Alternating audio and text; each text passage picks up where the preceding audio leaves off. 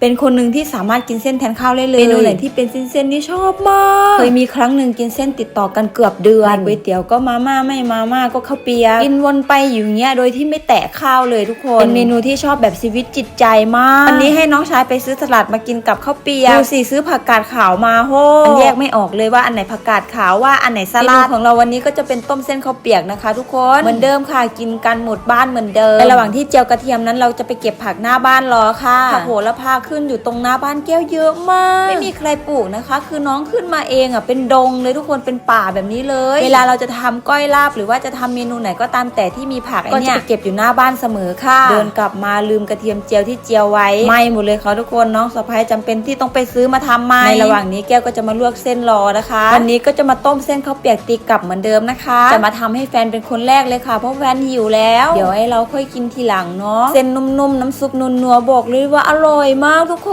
นยิ่งกินด้วยกันหลายคนนะคือแบบสุดๆใครสนใจเส้นข้าวเปียกเวียงจันทร์หน้าโปรไฟล์มีขายเด้อ